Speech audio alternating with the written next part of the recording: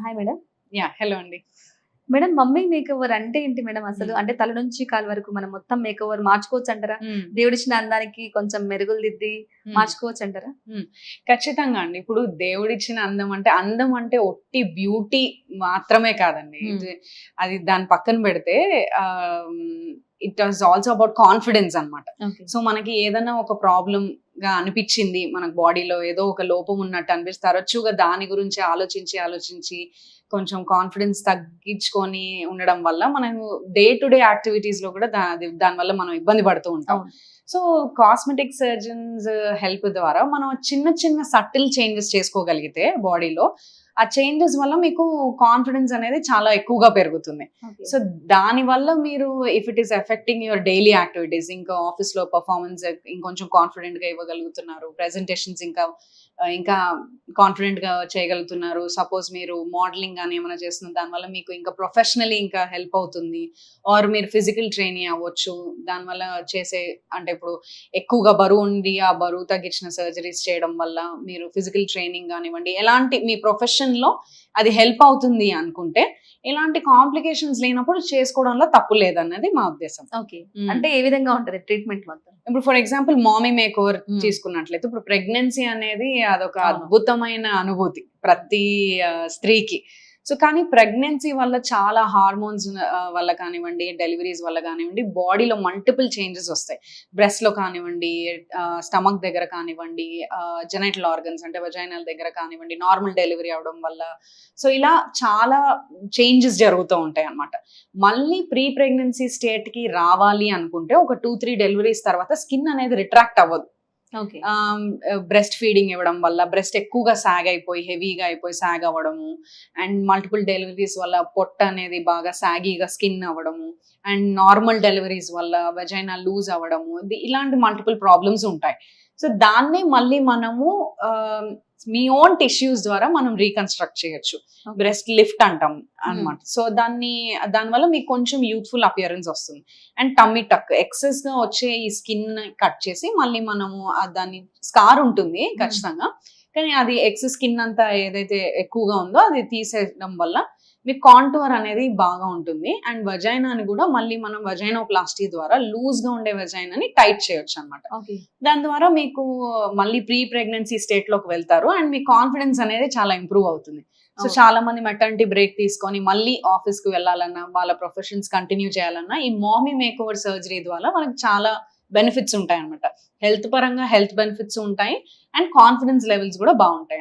Okay. హ్మ్. అలానే కొనసాగించాలంటారా? లేకుంటే వన్ టైమ్ చేసుకుంటే సరిపోతుంది? సరిపోతుందండి. ఓకే. ఒకసారి సర్జరీ చేసుకుంటే సరిపోతుంది. బ్రెస్ట్ కానివ్వండి, స్టమక్‌కి, బాడీ కాంటూరింగ్ సర్జరీస్ ఏవైనా సరే ఒకసారి చేసుకుంటే సరిపోతుంది. లైఫ్ టైమ్ రిజల్ట్స్ ఉంటాయి దానికి. ఓకే. అంటే ఫేస్‌కి సంబంధించి కూడా మనం చేసుకోవచ్చా మేడం? డెఫినెట్‌లీ. ఇప్పుడు హెడ్ టు టో ప్లాస్టిక్ సర్జరీలో కాస్మెటిక్ సర్జరీ కింద మీరు హ్మ్. ఏదైనా చేసుకోవచ్చు. మార్పు చేసుకోవచ్చు. మీకు ఎక్కడ ప్రాబ్లమ్ ఉంది అని. ఉదాహరణకి మనకు చాలా మంది బట్టతలతో ఉంటారు. సో అవును. వాళ్ళకి వాళ్ళ హెయిర్‌నే తీసి మళ్ళీ ట్రాన్స్‌ప్లాంట్ చేస్తాం. హెయిర్ ట్రాన్స్‌ప్లాంట్ వెనక నుంచి తీసి ముందు పెడతాం అన్నమాట. ఓకే. సో వాళ్ళ హెయిర్‌నే పెడతాం. నేచురలే ఇదేమి ప్లాస్టిక్ సర్జరీ అనగానే అవును. ఏదో ప్లాస్టిక్ పెడతారు అన్నది అదో పెద్ద అపోహ.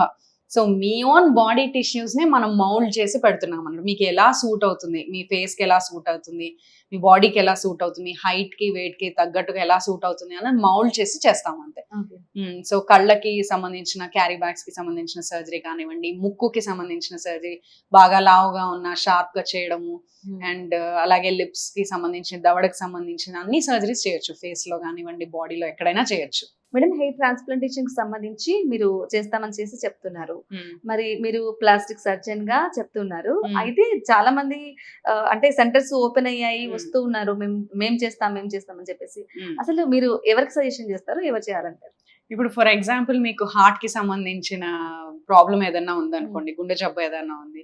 మీరు ఒక పళ్ళ డాక్టర్ దగ్గరికెళ్తారా? లేకపోతే కళ్ళ డాక్టర్ దగ్గరికెళ్తారా? హార్ట్ డాక్టర్ హార్ట్ దగ్గరికే డాక్టర్ దగ్గరికే అవును. వెళ్తారు గదా! సో హెయిర్ ట్రాన్స్‌ప్లాంట్ చేయాల్సింది only plastic surgeons and trained dermatologists అండి. దీనికి హెయిర్ ట్రాన్స్‌ప్లాంట్‌లో ట్రైనింగ్ స్పెసిఫిక్‌గా ఉంటది. అందరూ చేయాలని లేదనమాట. ఈ 2 బ్రాంచెస్ తప్ప వేరే బ్రాంచ్ హెయిర్ ట్రాన్స్‌ప్లాంట్‌ని టచ్ చేయడానికి కూడా లేదు. ఓకే. 100% కాంప్లికేషన్స్ అనేవి జరుగుతాయి. ఇప్పుడు మేము చూస్తున్నాం చాలా మంది సెంటర్స్ తక్కువ కాస్ట్‌కి అక్కడ అసలు ఎక్విప్‌మెంట్ సరిగ్గా లేకుండా అన్‌స్టెరైల్ కండిషన్స్‌లో హెయిర్ ట్రాన్స్‌ప్లాంట్ అనేది చేస్తూ ఉన్నారు తరచుగా. మళ్ళీ ఎలాంటి కాంప్లికేషన్స్ అయ్యా వాళ్ళందరూ వచ్చేది ప్లాస్టిక్ సర్జన్స్ దగ్గరికి. అవును. ఓకే. సో అనవసరంగా కక్కుర్తిగా తక్కువ కాస్ట్‌కి చేయించుకుంటారా? లేదా మీరు లైఫ్ రిస్క్ తీసుకోకుండా మీరు స్టెరైల్‌గా ఎలాంటి ఇన్ఫెక్షన్స్ లేకుండా ప్రాపర్‌గా ఒక ప్లాస్టిక్ సర్జన్ దగ్గర చేయించుకుంటారా అనేది మీ చేతిలో డెసిషన్స్. Okay. ఇప్పుడు ఉండే ఈ జనరేషన్‌లో ఇంత అడ్వాన్స్ టెక్నాలజీ ఉండి, ఇంత అవేర్‌నెస్ ఉన్నప్పుడు ఇప్పుడు కూడా అక్కడికి కొంతమంది వెళ్తున్నారు. అక్కడ అలాంటి ప్లేసెస్‌లో చెయ్యకూడని ప్లేసెస్‌లో చేయకూడని మనుషులతో చేయించుకుంటున్నారు అంటే అది కేవలం మీరు ఆ ట్రాప్ లో పడుతున్నారు. వాళ్ళు Okay. చేసే ట్రాప్స్ లో పడుతున్నారు. సో ప్రాపర్ గా మీరు ఒక దగ్గర హెయిర్ ట్రాన్స్ప్లాంట్ కోసం కన్సల్టేషన్ వెళ్తున్నారంటే వాళ్ళ బ్యాక్గ్రౌండ్ ఏంటి, వాళ్ళ ట్రైనింగ్ ఏంటి, అక్కడ ఉండే ఎక్విప్మెంట్ ఏంటి, అది అక్కడ అసలు సేఫ్ ప్లేస్ అయినా, వాళ్ళు ట్రైన్డ్ ప్లాస్టిక్ సర్జన్సా కాదా, ఇవన్నీ మీరు ఖచ్చితంగా తెలుసుకోవాల్సిన విషయం. బికాస్ హెయిర్ ట్రాన్స్ప్లాంట్ మీరు బై మిస్టేక్ గా తప్పు లోకల్ అనస్థీషియాలో చేస్తారు బేసికలీ. అది లోకల్ అనస్థీషియా తప్పుగా ఇచ్చిన, మీరు చేయకూడని వాళ్ళకి సరిగ్గా టెస్ట్ చేయకుండా, ఎవాల్యుయేషన్ సరిగ్గా చేయకుండా, మీకు వచ్చి రాని పద్ధతుల ద్వారా జస్ట్ కొంతమంది, చాలా మంది అసలు డాక్టర్స్ కూడా కాదు వాళ్ళు, Yes. అలాంటి వాళ్ళు చేస్తే డెత్ రేట్స్ కూడా చూసాం. Okay. మీరు న్యూస్ పేపర్ లో కూడా చదివారు అవన్నీ. అవును. సో ఇలాంటి మరీ ఒక ఇట్స్ ఎలెక్టివ్ ప్రొసీజర్. అంటే కాంప్లికేషన్స్ రావడం అంటే ఓకే, మళ్ళీ మీ దగ్గరికి వచ్చి మాకు కొంత డెత్ చూసాం డెఫినెట్ గా. ఇప్పుడు మళ్ళీ వాళ్ళ మీద రేట్ జరిగితే వాళ్ళ డాక్టర్స్ కూడా కాదు కనీసం. సో అలాంటి వాళ్ళ దగ్గరికి ఎందుకు వెళ్తున్నారు అన్నది మన పబ్లిక్ ని వాళ్ళని అడగాల్సిన క్వశ్చన్. సో హెయిర్ ట్రాన్స్ప్లాంట్ మాత్రమే కాదు, ఎనీ కాస్మెటిక్ ప్రొసీజర్ కానివ్వండి, లేకపోతే ఎలాంటి సర్జరీ అయినా సరే మీరు వెళ్ళినప్పుడు అసలు ఎక్కడ చేయించుకుంటున్నారు అన్న దాని మీద మీరు కొంచెం రీసెర్చ్ చేయాలి ఖచ్చితంగా. డాక్టర్స్ ట్రైన్డా కాదా, వాళ్ళు బోర్డ్ సర్టిఫైడ్ డాక్టర్సా కాదా అన్నది ప్రాపర్ డిగ్రీస్ ఉన్నాయా లేదా, ఫేక్ డాక్టర్సా, ఈ మధ్య చాలా వింటూ ఉన్నాం ఈ ఫేక్ డాక్టర్స్ గురించి, ఫేక్ సర్టిఫికెట్స్ పెట్టుకొని. బికాస్ ఇది బిజినెస్ లాగా చూడకూడదు. ఇప్పుడు వేరే ఎలాంటిదైనా సరే మీరు బిజినెస్ చేయొచ్చు, ఒక మనిషి ప్రాణంతో ఆడుకోకూడదు. సో దాని మీద బిజినెస్ జరగడానికి వీల్లేదు, అస్సలు ఛాన్స్ ఇవ్వకూడదు. మీరు అలా మీ లైఫ్ రిస్క్ మీరు పెట్టుకోకూడదు అంటే డెఫినెట్ గా మీరు ప్రాపర్ గా రీసెర్చ్ చేయండి డాక్టర్స్ గురించి. మీరు ఎవరి దగ్గర మీరు ట్రీట్మెంట్ తీసుకుంటున్నారో వాళ్ళు కరెక్ట్ డాక్టర్సా ఫేక్ డాక్టర్సా అన్నది ప్రాపర్ గా మీరు చూసుకోవాల్సిందే. ఫైనల్ గా చెప్పండి, ఫేస్ కానీ హెయిర్ కానీ అందరికి ఇంపార్టెంట్, అందరికి శ్రద్ధ అనేది దాని మీదే ఉంటుంది. వాటి కోసం బాధపడుతున్న వాళ్ళకి ఫైనల్ గా మీరు ఏం సజెషన్ ఇస్తారు? సో నేను ఇందాక మీకు స్టార్టింగ్ లో చెప్పినట్లే, ఇప్పుడు అందం అనే దాని మీద ఎక్కువ ఫోకస్ చేయడం కంటే కూడా కాస్మెటిక్ సర్జరీ అనేది మనం ఉట్టి మన బాహ్య సౌందర్యానికి మాత్రమే కాకుండా మనకు ఒక ఆత్మవిశ్వాసం, మన కాన్ఫిడెన్స్, దాని మీద ఎక్కువ ఫోకస్ చేయాలన్నమాట. మనకి డెఫినెట్ గా ఫిజికల్ అపియరెన్స్ అనేది ఇంపార్టెంటే, బట్ అది మనకి ఎంత వరకు అవసరం అనేది ఒకటి చూసుకోవాలి.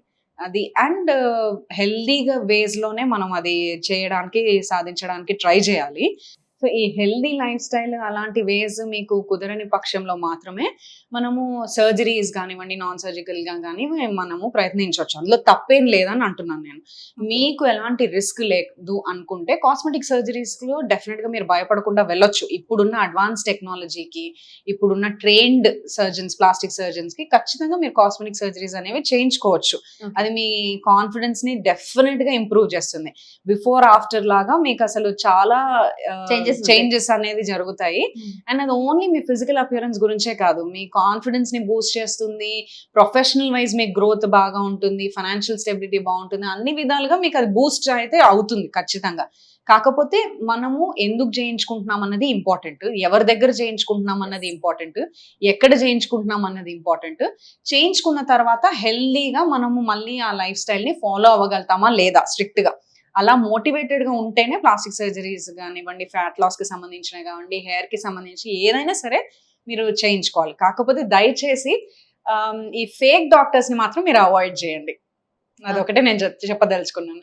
Thank you so much madam. అసలు అంటే ఎవరి ద్వారా చేయించుకోవాలి, ఎవరి ద్వారా చేసుకోకూడదు, హెయిర్ కి సంబంధించి కానీ కాస్మెటిక్ సంబంధించి కానీ ఎవరిని మనం కన్సల్ట్ అవ్వాలి, ఎవరు చేయించుకోవాలి, ఎంత సమయం పడుతుంది అని చెప్పేసి చాలా చక్కగా వివరించారు. Thank you so much. Thank you అండి.